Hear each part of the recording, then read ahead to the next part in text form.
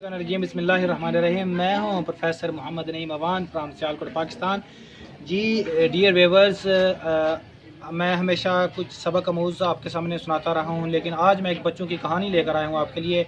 इस कहानी को सुनने से पहले प्लीज़ मेरा यूट्यूब चैनल सब्सक्राइब कर दीजिएगा, शुक्रिया।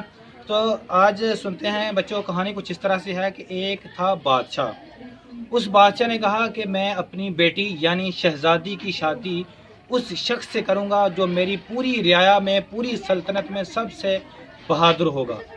अब इसकी तलाश के लिए उसने कहा मैं सबसे बहादुर शख्स को कैसे तलाश करूं। तो इसको तलाश करने के लिए उसने अपने वज़ीर से मशवरा किया। वज़ीर ने मशवरा दिया कि अगर हम कुश्ती या लड़ाई को करवाते हैं तो उसमें नुकसान ये होगा कि पूरी रियाया, पूरी सल्तनत लड़ लड़ के, झगड़ा कर कर के मर जाएगी और ये साबित करने पर तुली रहेगी कि मैं बहादुर हूँ, मैं बहादुर हूँ। तो कोई ऐसा तरीका इख्तियार किया जाए जिसमें जल्दी फैसला हो जाए। चुनांचे बादशाह ने वज़ीर से कहा, आपको पता है वज़ीर हर कहानी में बड़े सियाने होते हुआ करते थे। उसने वज़ीर से कहा कि तुम ही बताओ कोई ऐसा तरीका जिससे बहादुर तरीन मैं अपनी रियाया का शख्स तलाश कर सकूं।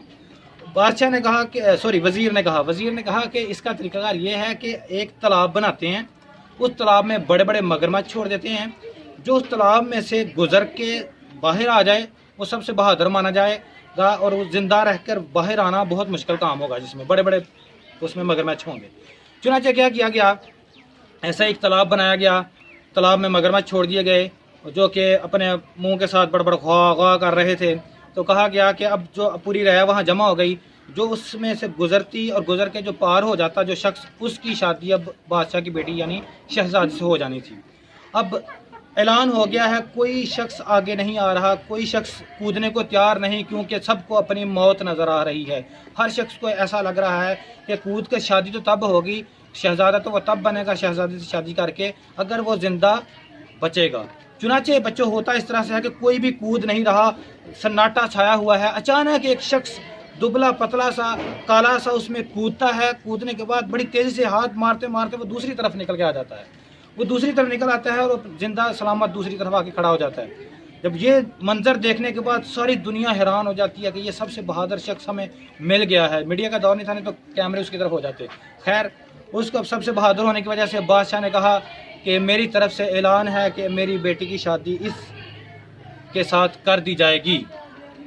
ये ऐलान करने के बाद हुआ क्या, ये इंटरेस्टिंग मोड़ यहाँ पर आता है कि वो जो शख्स, गरीब शख्स जो दुबला पतला सा काला सा पा रहा था, उसने ये सुनने के बाद खुशी का इजहार नहीं किया। वो कभी इधर देख रहा है, कभी उधर देख रहा है और ऐसे ऐसे पानी अपने जिस्म से झाड़ते हुए कपड़ों से, वो खुशी नहीं हो रहा। बादशाह ने कहा मैं एक बड़ा ऐलान करता हूँ, आधी सल्तनत भी तुम्हारी और मेरी बेटी से शादी भी तुम्हारी। अब तो ये खुश होगा। वज़ीर को कहता है जाकर पूछो ये खुश हुआ है। वज़ीर से कहते खुश हो। वो ऐसे ऐसे कपड़े झाड़ रहा है और कहता है वो बस देख रहा है, इधर उधर देख रहा है। कहता है ये बहुत परेशान लग रहा है। बादशाह कहता है मैं तो खुश करके छोड़ूंगा। बादशाह कहता है कि दोबारा अब इसके पास जाओ, इसको ऐलान करता हूँ कि सारी दौलत भी इसकी, मेरी बेटी से शादी भी इसकी, और ये आज के बाद बादशाह भी ये बन गया।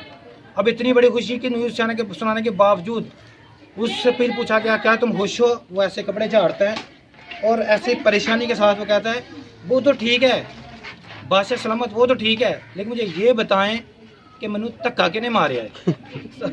कहानी यहाँ पर ख़त्म होती है कि बाज़ लोग बहादुर होते नहीं, लेकिन वो बाय चांस आ जाते हैं। अपनी कोशिश से तरक्की करना ही असल तरक्की है। बाय चांस मौका मिल जाना और आगे आ जाने के बावजूद इस तरह की हरकत उसने कर दी, जिससे उसने साबित कर दिया कि मैं धक्के से आया हूँ, मैं खुद नहीं आया। शुक्रिया। चैनल को सब्सक्राइब करना ना भूलिएगा। अस्सलाम वालेकुम वरहमतुल्लाह।